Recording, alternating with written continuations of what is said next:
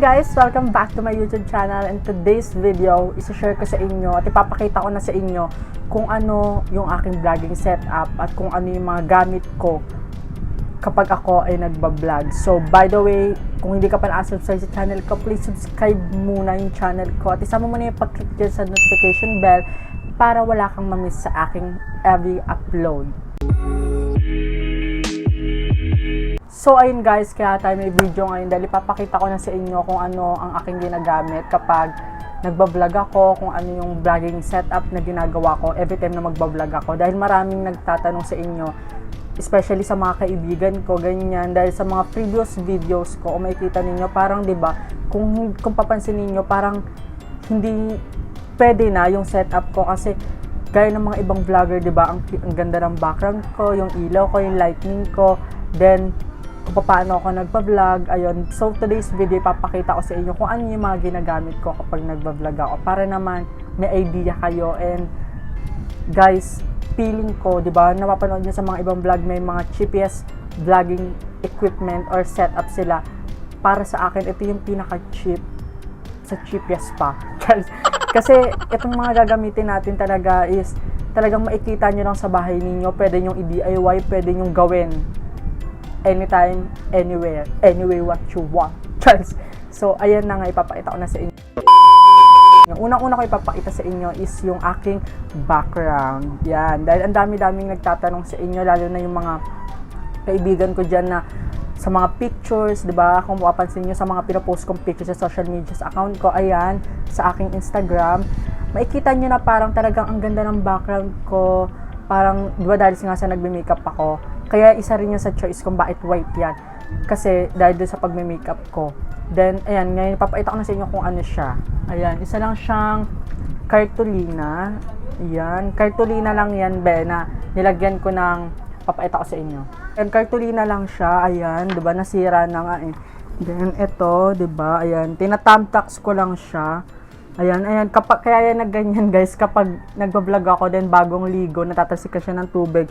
And yung thumbtacks niya, ayan yung nagiging nangyayari. Tapos ayan, then sa taas, cartolina rin siya. Cartolina rin siya kasi dyan ako nagpipicture kapag makeup illusion yung ginagawa ko. And ayan ang aking background. Ayan lang siya, cartolina lang siya, then tinathumbtacks ko lang siya. Naisip ko yan kasi may kaibigan ako, shoutout kay Royce, kasi madalas ko nag-makeup ako. Lagi talagang dyan ako sa block na yan, nagpipicture. Kasi madalas na naman talaga makeup illusion yung ginagawa ko. And ngayon, napansin ko na nag-start ako na mag-vlog. Ayan na yung ginagamit ko ngayon. Kala mo talaga sikat na yun, no? Ayan yung ginagamit ko yung cartolina. Bumibili lang ako dyan sa malapit na tindahan na bilihan ng mga school supply. May ano lang siya, 7 or 6 pesos may cartolina na kayo. And yung thumbtacks is 3 pesos, diba? Sa 15 pesos na yan, meron na kayong background kapag magbablog kayo, diba? Napaka-affordable and i-DIY nyo lang siya. So, ang kagandahan din kasi dyan sa cartolina is pwede nyo ibahin yung kulay, pwede nyo kung ano yung kulay na gusto nyo, depende sa trip o gagawin nyo sa vlog nyo. So, ayan yung aking background. So, sa mga di nakakaalam, cartolina lang yung background ko. Next naman natin is yung aking cellphone holder, which is cellphone holder talaga siya na nabibili dyan sa mga bangketa sa palengke, sa Divisoria, yan. Meron kayong makikita nyo to dahil naging uso to, ito oh. Ito lang yung ginagamit ko. Ayan, itong aking, yung may clip siya, nabibili lang rin to sa mga bangketa guys. So, ito, galing pa to kalaate kasi sira na siya. As in, sira na talaga siya kasi, tignan nyo, wala na siyang isang clip, wala na siyang cellphone. Wait. Wala na siyang isa, so naputol tong isa, ayan, naputol siya. Then, ang ginagawa ko na lang dyan, kasi that time parang, paano ko to magagamit, diba, kung sira siya? Meron kasi akong nabili rin na case, which is yung iPhone 5S na case ko, na binili ko sa CDR King. Naganap-hanap ako, nakita ko siya, and itong cellphone holder, bumili ako ng glue stick. Ayan, makikita nyo pa nga yung glue stick. Oh. Ayan. Dinikit ko lang siya para magamit. And ayan, okay naman, nagagamit ko naman siya pag nagbi-video ako dahil nalagay ko lang dito yung phone ko, ganyan, kunyari. Then, okay na yan. I-clip ko lang siya kung somewhere kung saan ko gusto siyang ilagay. And yung kagandahan dyan, di ba? So, next naman is yung aking tripodan. Be, wala akong tripod. Oh, no! Yeah, wala akong tripod. Kaya kung gusto mo kong bigyan, go. Kasi, hindi ang aking ginagamit para dyan is itong parang lamesa na to. Itong parang lamesa, hindi ko alam kung lamesa ba to. O, basta, dyan ko siya iniipit para na-adjust ko siya kung saan taas yung gusto ko. Ganun lang, be. Ganun yung ginagawa ko kapag nagpa-vlog ako. So, ayun yung gagamit ko. Wala kasi akong tripod, be. Hindi ko pa afford. Opo. And then naman ngayon, pupunta na tayo sa ginagamit kong ilaw. Kasi ang dami nagtatanong na parang ano daw yung ginagamit kong ilaw. Kasi nga sa mga vlog ko, parang okay naman daw ng ilaw ko. Parang okay naman daw kapag mag-vlog. Ang ginagamit ko lang, guys, sinasabi ko na rin to sa mga kaibigan ko, ang ginagamit ko is ito. Ito lang yung ilaw na ginagamit ko. O, tanggalin natin. Ito lang yung ilaw na ginagamit ko. Ayan. Itong ilaw na to, ito yung ilaw namin sa baba, sa labas. Kinukuha ko lang siya kapag every time na magbablog ako, kinukuha ko siya doon kasi umaga naman. Kaya wala namang paggagamitan. Pag gabi, kailangan na sa baba na siya. So, ito yung ilaw na ginagamit ko. Then, bumili lang ako netong socket. Hindi ko alam kung anong tawag, socket ba? Nabibili to sa mga sakemp. Meron kasi dito sa amin. Basta sa mga supermarket na merong hardware sa loob. Hindi ko alam. Basta itong parang saksaan ng ilaw na to na may saksakan siya. Para isinasaksak ko siya. Yan, ilalagay ko siya dyan. Then, kung kinukuha ko yung extension namin, tapos sinasaksak ko lang siyang ganyan. O, diba? May ilaw ka na. Then, nilalagay ko lang siya dyan sa taas. Diba? So, ayan ang aking ilaw na ginagamit at wala po akong ring light dahil wala pa po akong enough na money para bumili. So, pag-iipunan natin yan. So, next naman, basta pagdating pala sa ilaw, diba, sa mga previous videos ko, pag wala akong ginagamit na ilaw, ganyan. Ngayon na lang kasi ako nakabili ng ganyan kasi yung unang binili ko niyan is nasira na siya. Yung parang socket na yan. Kaya hindi ako nakapag-vlog ako ng walang ilaw nung mga nakaraan. So, ang ginagamit ko nun is ilaw ng bintana namin dito sa tapat ko. May bintana kasi dito sa tapat ko na natural light lang yung ginagamit ko. Apo ngayon, ipapakita ko sa inyo itsura kung ano yung itsura niya kapag may ilaw at kung wala. So, guys, ito yung may ilaw. Ayan. Ito yung may liwanag. So, guys, ito yung may ilaw. Wala at pero kapag wala, ayan, ito yung itsura. Ina-adjust ko na lang siya sa brightness ng phone ko, kaya ganon. So, 'di ba, pahirapan tayo kaya nang may ilaw. So, ayan yung may ilaw, ito yung wala. 'Di ba? So, ang nangyayari kapag magba-vlog ako ng walang ilaw, kapag alam kong wala talagang ilaw na magagamit, talagang ako yung nag-a-adjust sa liwanag. Kaya may oras ako kapag nagsushoot. Simula ako niya ng 8. Basta dun lang ako umiikot sa 8 hanggang 3 kasi dun yung talagang maliwanag. 'Di ba? Pag sumapit na ng mga 12, 1, 2, dyan yung mga tirik na talagang araw. So dito sa amin sa taas, yan yung time na maliwanag talaga dito sa taas. Kaya nakakapag-shoot ako dahil sa tulong ng natural lighting sa bintana. And next naman is dito na tayo sa aking mic, 'di ba? Syempre kapag nagba-vlog tayo, kailangan natin consider yung audio natin kasi paano tayo maintindihan ng mga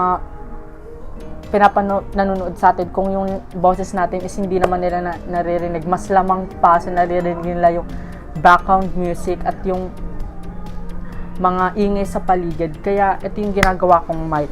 Ito yung ginagamit kong mic, itong earphone na to. Ayan, 'di ba yung earphone natin is may mga mic yan.